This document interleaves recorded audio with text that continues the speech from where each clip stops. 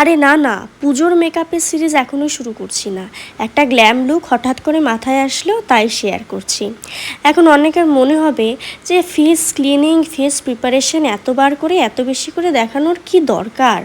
হ্যাঁ, খুব দরকার। আমরা যতটা ফোকাস মেকআপের প্রোডাক্টের উপরে করি, ঠিক ততটা ফোকাসই যদি ফেস ক্লিনিং এবং প্রিপারেশনের উপরে দিই, তাহলে কিন্তু আমাদের মেকআপটা অনেক বেশি ফ্ললেস হবে। স্কিন যদি ভালোভাবে ক্লিন করা থাকে এবং ওয়েল ময়শ্চারাইজড থাকে, তাহলে কিন্তু মেকআপ লং লাস্টিং হবেই। এবার ওয়েল ময়শ্চারাইজড মানে এই নয় যে এক গাদা সিরাম দিয়ে মুখটা তেল তেলে চকচকে করে তারপরে মেকআপ করব।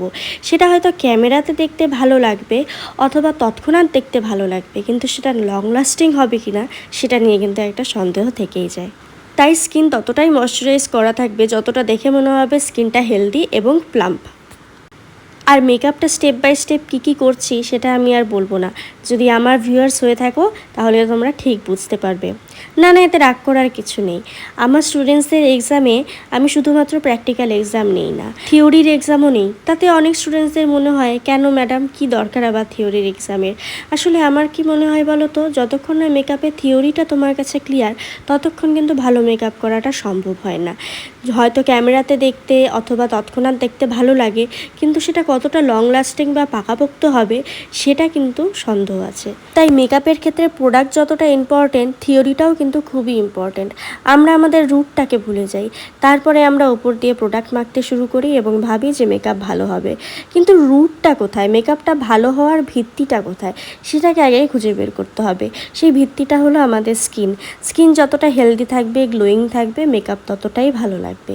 এবং কখনোই অতিরিক্ত লেয়ারিং করবে না। অতিরিক্ত লেয়ার অফ মেকআপ সেটা কিন্তু একটা টাইমে গিয়ে কেকি হয়ে যাবে, সেটা ক্র্যাক করে যাবে।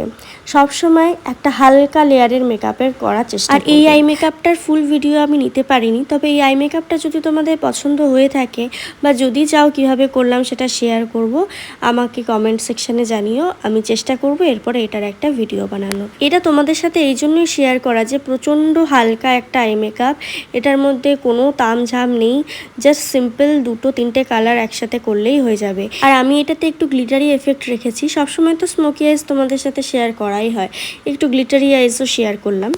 যদি পুজোয় কোনো একটা দিন এই লুকটার থেকে ইন্সপায়ার্ড হয়ে কিছু ট্রাই করো, আমাকেও না হয় একটা ট্যাগ করে দিও, আমিও শেয়ার করে দেব। আর শুধুমাত্র পুজো কেন, অন্য কোনো পার্টিতেও তো এরকম একটা লুক ক্রিয়েট করতে পারো। চেষ্টা করব খুব তাড়াতাড়ি তোমাদের জন্য একটা স্কিন কেয়ার রুটিন নিয়ে আসার। পুজোর আগে কিছু স্কিন কেয়ার টিপস, কিছু হেয়ার কেয়ার টিপস, এগুলো তো সবারই দরকার হয় বলো। যাই হোক, লুকটা কেমন লাগছে অবশ্যই কিন্তু জানিও।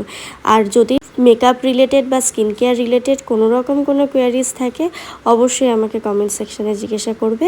আমি প্রত্যেকের কমেন্টের রিপ্লাই দিই। চলো, আজকের মতন টাটা।